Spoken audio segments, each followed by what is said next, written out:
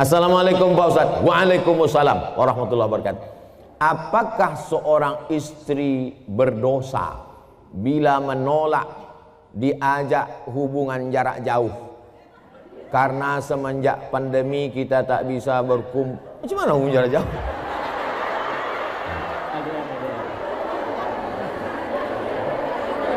LDR. Apa arti LDR? Long distance relationship. Wah, macam ABG pula Ustaz.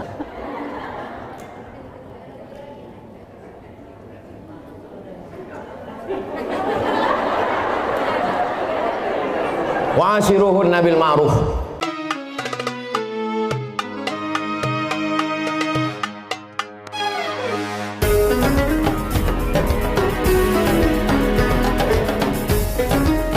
Assalamualaikum Ustaz. Waalaikumsalam warahmatullahi wabarakatuh. Saya mau tanya, ada orang tua masih hidup tapi dia membagi harta warisan kepada anaknya.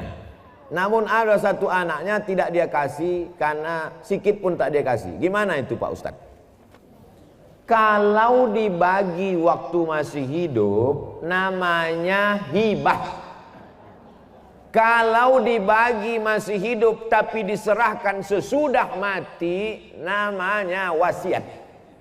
Wasiat tak boleh lebih dari total sepertiga harta. Itu ruko yang ada di Batam, ku kasih untuk kau, tapi nanti sesudah aku mati. Apa namanya? Wasiat. Ternyata harga ruko itu 1 miliar. Harga ruko 1 miliar, warisan dia totalnya 2 miliar. Maka yang sah untuk si anak hanya 666 juta.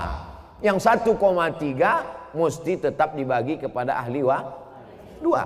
Kalau serahkan masih hidup, ambillah bulat-bulat, namanya hibah. Tak ada batasannya. Kalau diserahkan setelah mati, namanya wasiat. Dibagikan ketika hidup, baru diserahkan setelah mati, namanya wasiat. Adapun pembagian harta warisan sesudah mimda tema taya bawati. Jelas. Jadi ini kenapa pula masih hidup sudah bagi harta warisan? Inilah gara-gara tak mengaji. Makanya kalau ada acara pengajian, jangan lagi pengajian arisan judulnya. Sabar, tawakal. Pengajian arisan kita pada bulan Januari 2021 ini adalah tentang warisan. Apa itu warisan? Bagaimana pembagian warisan? Bolehkah warisan dibagi ketika hidup? Apa nama hibah? Apa itu wasiat? Supaya jangan salah kaprah. Ini banyak orang tua kalau udah cerita warisan, Bu, gimana masalah warisan? Jangan tanya-tanya warisan, aku belum mati lagi. Padahal setelah mati menyimpan warisan sama dengan bom atom, bom waktu yang akan meledak. Ini saya menduga bahwa si bapak ibu ini marah kepada anaknya yang satu nih, maka biar supaya jangan dapat dibaginya. Ini untuk kau, untuk kau. Adapun kau matilah kau tak dapat. Tak bisa. Maka kita kalau salah jangan salah 2 kali. Dulu salah kita karena tak mendidik dia. Dulu salah kita mengajar dia. Sekarang dia menjadi pemabuk, pecandu narkoba. Yang salah kita atau dia? Kita yang salah. Maka pembagian harta warisan hak dia ada pada harta kita. Karena dia adalah anak kita. Dia tak pernah minta jadi anak kita. Kita pun tak pernah minta dia jadi anak kita. Allah yang mengirimkan dia ke rahim ibu. Didik dia dengan baik. Kalau sudah dididik dengan baik tak juga baik. Takdir seperti Nabi Nuh punya anak Kan'an. Tapi dia tetap punya jatah harta setelah kita meninggal. Bagilah menurut ilmu faraid pembagian harta warisan. Walakum nisfu ma taraka azwajukum illam yakul lahunna walad. Kamu suami dapat setengah harta istrimu kalau tak ada anak. Fa in kana lakum waladun falahunnar rubu'u. Kalau kamu punya anak maka istri dapat 1/4, istri dapat 1/8. Fa in kana lahunna waladun falakumur rubu'u. Kalau ada anak suami dapat 1/4. Kalau tak ada anak suami dapat setengah. Istri dapat 1/4 kalau tak ada anak. Kalau ada anak, istri dapat 1/8. Anak laki-laki, lidzakari mislu hazil unsayain. anak laki-laki dapat 2 kali bagian anak perempuan. Jadi kalau anak perempuan 25 juta, anak laki-laki 50 juta. Karena laki-laki lebih besar tanggung jawabnya. Laki-laki membiayai nikah, laki-laki mengasih nafkah, laki-laki menjadi kepala rumah tangga, laki-laki mengasih mahar. Itulah maka laki-laki diberikan kelebihan, bukan karena Islam diskriminatif. Maka jelaskan nih kepada anak cucu kita, kalau tidak nanti kita akan salah, anak cucu kita akan salah, dan dia menjadi mengalir amal salah, bukan amal ya. Apakah kalau lagi haid boleh baca Quran melalui aplikasi di handphone? Orang yang sedang menstruasi, maaf beribu maaf, tak boleh megang Quran, tak boleh bawa Quran, tak boleh baca Quran, tak boleh masuk masjid, tak boleh sholat, tak boleh tawaf, tak boleh puasa. 7 menurut fikih Islam wa adillatuh Syekh Wahbah Zuhaili. Tak boleh megang Quran, tak boleh bawa Quran, tak boleh baca Quran, tak boleh masuk masjid, tak boleh sholat, tak boleh tawaf, tak boleh puasa. Itu mazhab yang saya pakai. Lalu Pak Ustadz, kalau baca Quran melalui aplikasi, membaca Quran bagi perempuan yang haid boleh dengan dua catatan pengecualian. Pertama, dia hafal Quran. Orang hafal Quran paling tidak mengulangi hafalannya 1 hari 2 juz. Kalau tak diulangi 2 juz hilang. Maka ibu yang punya anak hafal Quran, berarti 1 hari 2 juz mengalir pahala untuk ibu, baik hidup maupun mati. Lalu kemudian 1 bulan 2 kali khatam, setahun 24 kali khatam. Beruntungnya punya anak hafal Quran. Mudah-mudahan anak kita hafal Quran. Hafal Quran anak gadis kita, dia mengulang 1 hari 2 juz, dia boleh mengulang an zahri qalbin, dalam hati. Maka nanti kalau ibu nampak ada anak ibu, diam aja. Itu dia sedang ngulang hafalan. Kalau dia hafal Quran. Kalau tak hafal, tak tahulah apa dia. Yang kedua, guru boleh membaca walaupun sedang haid, tapi ayatnya potong-potong. Guru tahfiz di pesantren. Anak-anak baca ya.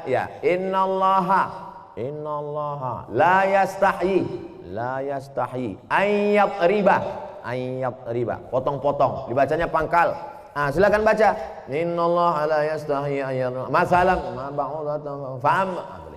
Tak boleh dia baca normal macam orang yang sedang dalam keadaan suci. Karena Quran itu suci, sedangkan dia dalam keadaan haid, dalam keadaan kotor secara spiritual, bukan secara zohir. Karena perempuan itu tetap bersih, tapi tidak suci.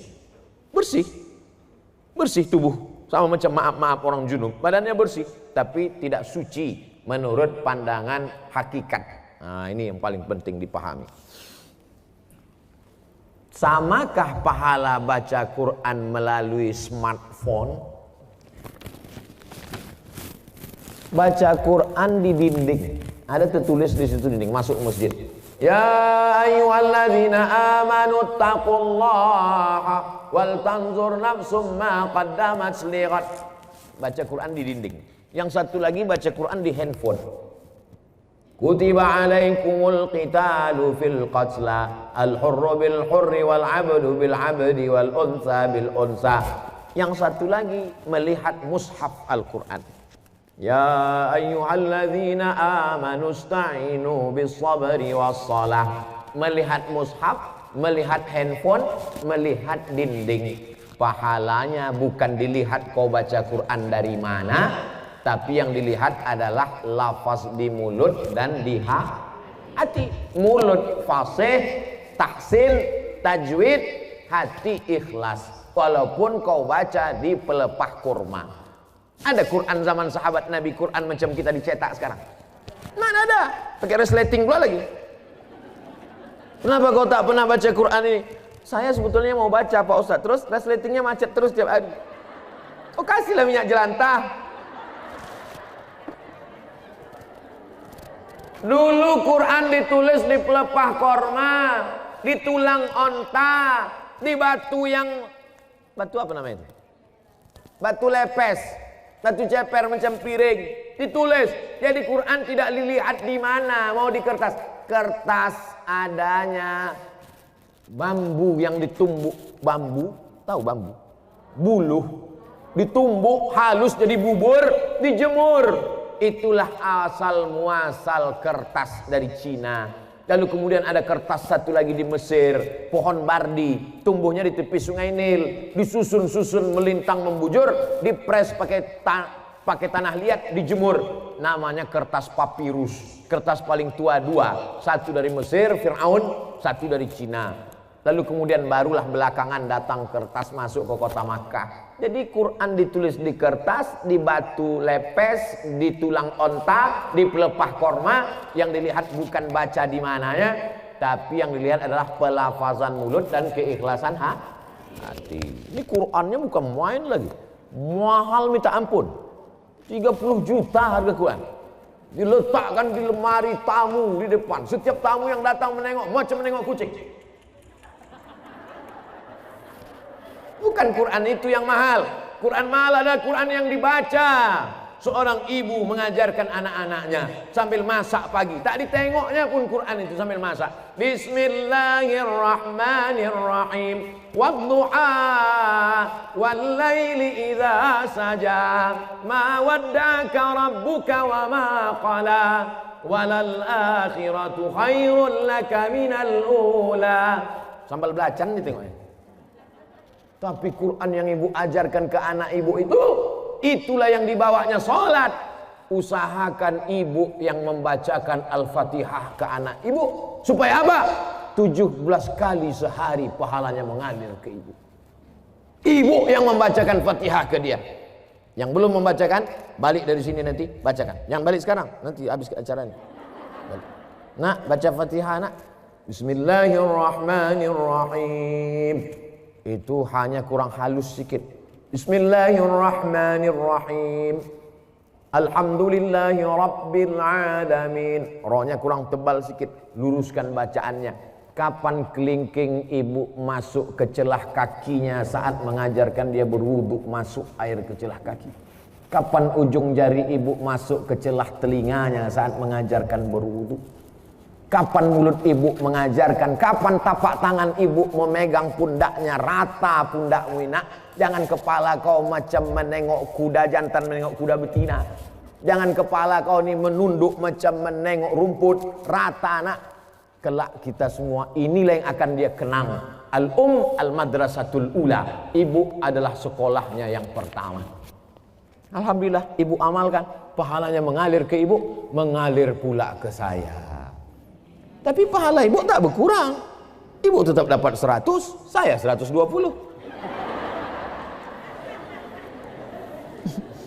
Karena saya tengok ibu macam-macam tak setuju.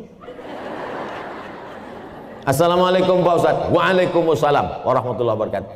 Apakah seorang istri berdosa bila menolak diajak hubungan jarak jauh? Karena semenjak pandemi kita tak bisa berkumpul. Macam mana hubungan jarak jauh?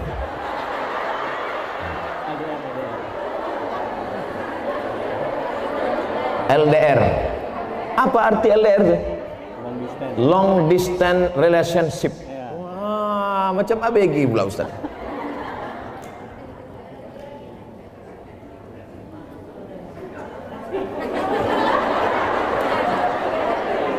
Wa'ashiruhunna bil ma'ruf. Dulu waktu akad nikah, suami ibu disuruh Pak Kua membaca ayat. Baca ini, wa'ashiruhunna bil ma'ruf. Berhubungan baiklah kamu dengan dia dengan cara ma'ruf. Ma'ruf diambil dari kata urf. Urf artinya baik menurut syariat Islam, menurut Quran, menurut sunnah, menurut kebiasaan. Maka selama tidak bertentangan dengan Quran, dengan sunnah, menurut kebiasaan, maka hubungan itu ma'ruf. Hubungan itu baik. Tapi kalau bertentangan maka tidak baik. Baik dan tak baik standarnya bukan akal. Baik dan tak baik itu dalam Islam standarnya adalah Quran dan sunnah Rasulullah Sallallahu Alaihi Wasallam. Saya mau tanya apa hukumnya menikah dengan wali tapi bukan dari ayah, abang atau adik laki-laki? Lalu dengan apa kau nikah? La nikaha, tidak sah nikah illa biwaliin, kecuali dengan wali. Wali itu siapa? Ayah, tak ada ayah. Datuk, tak ada datuk. Abang, tak ada abang. Adik laki-laki, tak ada adik laki-laki. Abang ayah laki-laki, tak ada abang ayah laki-laki. Adik ayah laki-laki, tak ada adik ayah laki-laki. Punya abang ayah tuh punya anak laki-laki. Sampai begitu. Perwalian itu ada orang. Tapi insya Allah yang 6 itu adalah, kecuali dia disapu angin puting beliung, hilang semua. Andai dia anak yang ditemukan dalam kardus, namanya binti kardus, tak ada walinya, macam mana? Fasultanu waliyun man la waliyalaha. Maka sultan menjadi wali bagi orang yang tak punya wali. Siapalah wali orang perempuan di Batam kalau tak ada walinya? Sultan Kerajaan Riau Lingga. Sultan Kerajaan Riau Lingga sudah menyerahkan kekuasaan kepada Presiden Soekarno. Lalu Presiden Soekarno membuat satu departemen untuk agama, namanya Kementerian Agama. Maka Kementerian Agama lah yang menerima sultan. Lalu Menteri Agama tak sanggup turun ke Kemenak Kanwil Provinsi. Kemenak Kanwil Provinsi turun ke kota, kota turun ke kecamatan. Itulah maka kepala kantor urusan agama tak ada perempuan. Ada kepala KUA perempuan. Kenapa? Karena KUA akan menjadi wali bagi perempuan yang tak punya. Nah, ini ke depan nanti bisa jadi kepala KUA perempuan. Dia tak ngerti sejarahnya. Karena KUA akan menjadi wali bagi perempuan yang tak punya wali. Fasultanu waliyun man la waliyalaha. Memang satu sisi Pak KUA itu sebagai pegawai pencatat pernikahan. Tapi ada dalam beberapa kasus dia bisa nanti menjadi wali pada saat perempuan itu tidak ada wali. Kalau sudah terjadi macam mana Pak Ustadz? Diulang akad nikah. Balik anak gadis kita membawa lakinya, hilang seminggu, pulang-pulang berbadan 2. Balik dia ke rumah. Mak, ini lakiku katanya. Kapan kau nikah? Aku pergi nikah kemarin. Wali kau siapa? Udah ku beli wali katanya. Enak aja sekarang, lu tak belajar. Jahil. Jangan karena takut kepada orang. Diulang akad nikahnya balik. Cari walinya yang 6 tadi. Lalu diulang. Aku nikahkan engkau dengan anakku dengan mahar. Aku nikahkan kau dengan cucuku dengan mahar. Ku nikahkan kau dengan adikku. Ku nikahkan dengan keponakanku dengan mahar sebentuk cincin emas tunai. Sah. Diulang balik. Lalu perbuatan dia dari mulai dia nikah tak jelas ke nikah yang jelas ini zina. Nauzubillah. Selamatkanlah anak-anak gadis kami ya Allah. Assalamualaikum Ustaz. Waalaikumsalam warahmatullahi wabarakatuh. Apa mazhab itu Pak Ustaz? Mazhab diambil dari kata zahaba. Zahaba artinya jalan. Mazhab adalah jalan. Kalau orang mau pergi ke Batam, ada jalannya naik pesawat. Kemarin saya naik pesawat, pesawatnya perempuan. Citylink. Asik berpantun aja dia di atas. Awak takut jatuh, dia berpantun. Ada pula yang datang ke Batam ini naik kapal. Bukan Titanic, kapal jelati. Nah, macam-macam. Jadi mazhab adalah jalan untuk sampai kepada tujuan.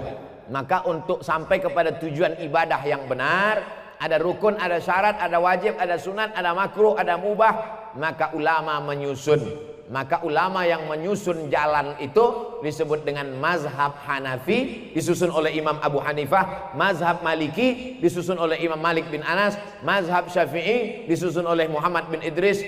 Mazhab Hambali disusun oleh Imam Ahmad bin Hambal. Saya menempuh jalan yang dibuat oleh Imam Syafi'i. Kenapa Ustaz pakai mazhab Syafi'i?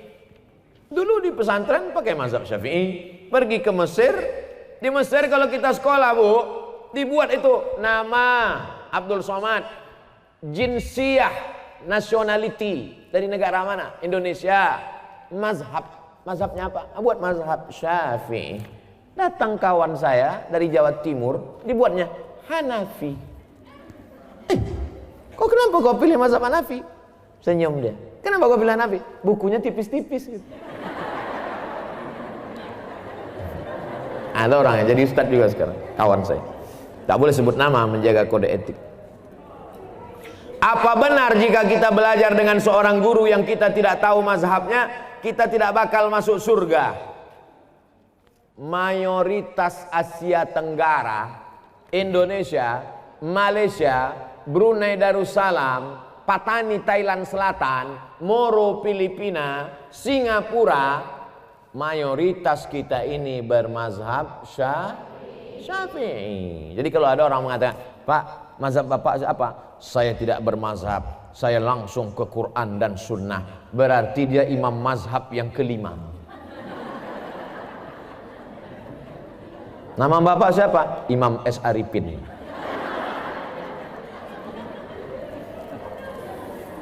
Bermazhab sebetulnya dia. Mana ada orang tak bermazhab di dunia ini? Imam As-Suyuti, hafalan hadisnya, hafiztu mi'atai alfa hadis. Aku hafal 200.000 hadis. 200.000 hadis dia hafal. Hafalan Qur'annya, tafsirnya aja 2 biji. Satu tafsir Jalalain, satu tafsir Ad-Durrul Mansur fit Tafsir bil Ma'sur. Kitabnya berapa? Ada murid dia, namanya Imam Ad-Daudi. Kata Imam Ad-Daudi, guruku Imam Suyuti itu kitabnya 500 kitab. Abdul Somad di Batamnya aja 500. Tapi satu judul. Dia 500 judul kitabnya. Tapi di ujung namanya Jalaluddin Abdurrahman As-Suyuti Asy-Syafi'i. Ulama selevel itu tetap pakai mazhab. Lalu ente siapa? Tak bermazhab. Sementara beliau mengajarkan akhlak mulia berpedoman dengan Al-Quran dan hadis. Bermazhab dia. Kalau tak bermazhab dia, nanti kita datang diam-diam tanya, kau diam-diam apa mazhab? Aku sebetulnya mazhab, cuman aku segan. Bermazhab, apa tak bermazhab? Assalamualaikum Pak Ustaz. Waalaikumsalam. Apakah koperasi itu riba? Kumpullah duit ibu. Sejuta, 100 orang berarti 100 juta. Terkumpullah duit 100 juta. Lalu kemudian ditanya kepada masyarakat, siapa yang mau bisnis silakan minjam uang kemari. Akhirnya minjam uang lah orang ramai-ramai. Minjam 10 juta bayar 12, minjam 100 bayar 120, minjam 20 bayar 24. Bunganya selama setahun dikumpul dibagi kepada seluruh bunga dari simpanan wajib, maka transaksinya semuanya adalah uang dengan uang riba. Pinjam uang, bayar uang, kembali uang, riba. La ta'kulur riba ad'afan mudha'afah. Lalu bagaimana dengan BMT Pak Ustadz? Baitul Mal wat Tamwil. Ibu masih konsen? Yang tak konsen gerakkan kepala ke kanan, ke kiri, ke atas, ke bawah, bukakan mulut.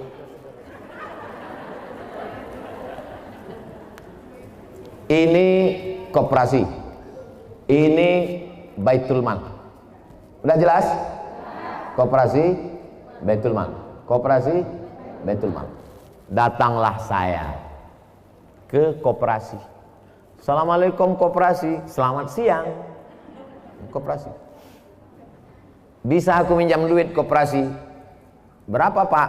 200 juta mau beli mobil. Bisa? Bayarnya nanti 250. Berarti akadnya uang dengan uang. Uang dengan uang riba. Dah selesai.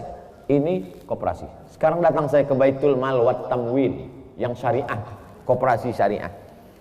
Assalamualaikum kop syariah. Waalaikumsalam.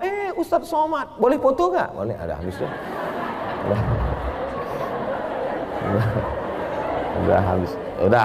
Udah habis basa-basi cerita. Apa tujuan nih Pak Ustadz? Apa tujuan Pak Ustadz? Saya mau beli mobil. Berapa harganya Pak Ustadz? 200 juta. Bisa tak minjam duit? Mohon maaf Pak Ustadz, minjam duit tak bisa. Walaupun kita udah foto, tak bisa. Jadi macam mana? Datanglah Baitul Mal wat Tamwil. Di mana mobilnya Pak Ustadz? Mobilnya ada di dekat Masjid Agung.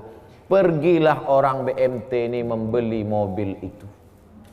Dibelinya lah mobil itu secara cash. Setelah dibelinya mobil itu secara cash, dijualnya kepada saya secara cicil. Maka akad saya dengan BMT uang dengan mobil, uang dengan uang riba, uang dengan barang. Bisa buka handphonenya semua? Silakan buka. Setelah buka handphone, buka Google. Sudah?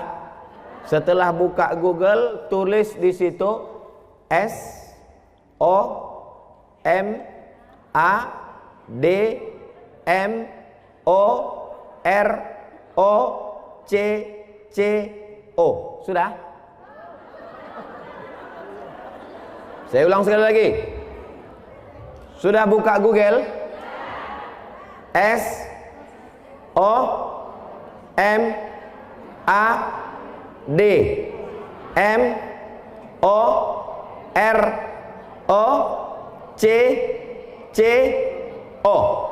Sudah? Spasi. Sudah spasi? Kredit. KREDIT. Kredit. Enter. Sudah? Langsung posting yang paling atas, Somad Maroko Blogspot Kredit, langsung postingkan ke Facebook. Share ke kawan-kawan. Sudah? Tak tahu cara men-share? Nah, sekarang ku ajari.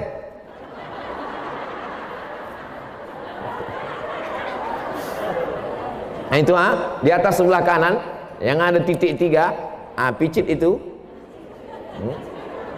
Habis itu pilih FB di bawah, sama Instagram, sama pilih 3 sekali, Facebook, Instagram, dengan WhatsApp. Share, bagi ke kawan-kawan tentang bolehnya akad uang dengan barang. Dah, setelah nampak tulisannya, bisa baca di situ. Kredit. Kita baca ya.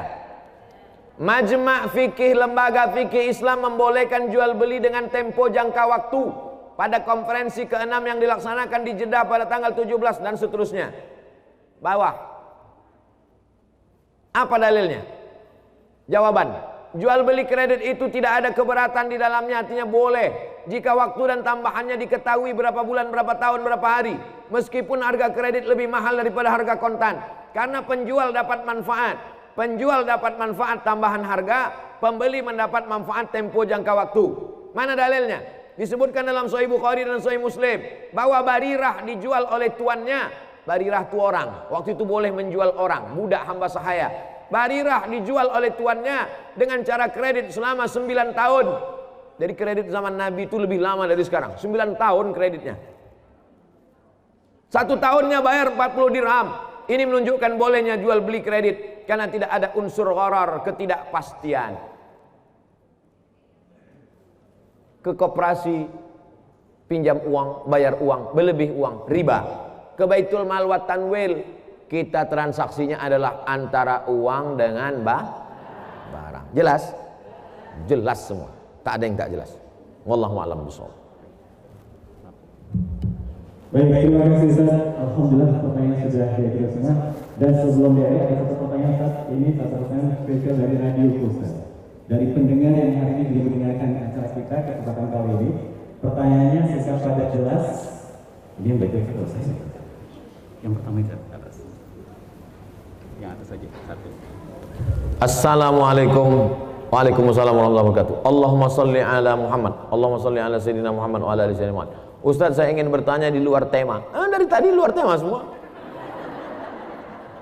Bagaimana cara menghadapi istri yang suka cerewet?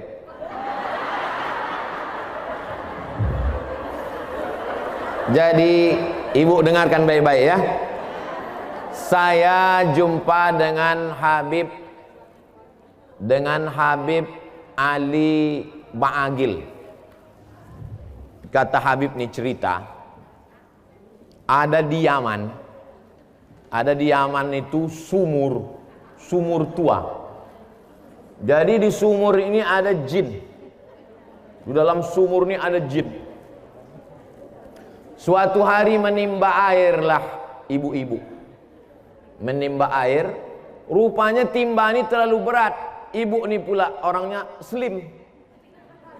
Akhirnya tertarik timba itu, jatuh dia ke dalam. Masuk dia ke dalam sumur itu. Lalu kemudian datanglah suaminya mencari.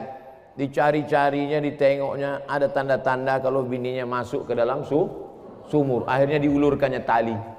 Diulurkannya tali timba, ditariknya. Maksudnya mau menyelamatkan istrinya tadi. Naik jin.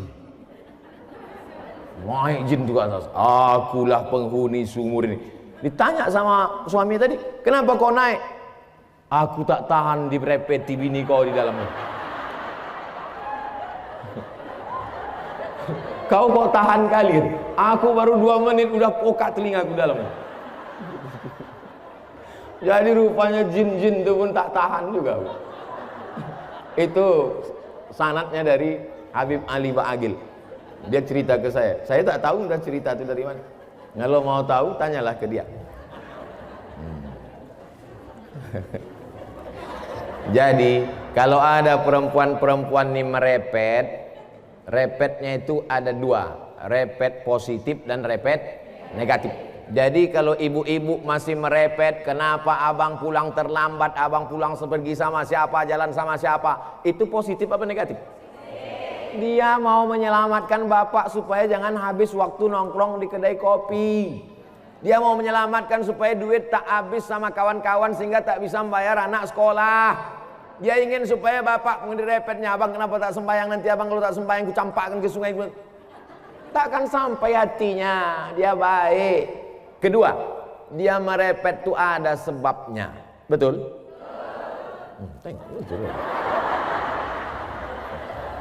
Tapi kalau sudah lengkap 5, sudah dikasih makan, sudah dikasih pakaian, sudah dikasih tempat tinggal, sudah dikasih pendidikan, sudah dikasih perhatian, merepet juga dia. Tanya dia baik-baik. Kau ini sebetulnya dulu nikah sama aku ini dipaksa sama ayahmu atau gimana?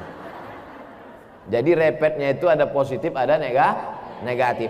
Selama ibu masih merepet dengan anak ibu, kau pergi kemana sama siapa, jalan pulang jam berapa, kenapa jilbabmu tak panjang, kenapa rokmu pendek, kenapa ini koyak, kenapa pinggangmu kau ikat pakai tali jemuran, kenapa? Selama ibu masih merepet, insya Allah selamatlah anak-anak kita, insya Allah. Selagi ibu masih bisa merepet, merepetlah bu. Siap merepet, takbir. Repet teruskan. Baik, terima kasih.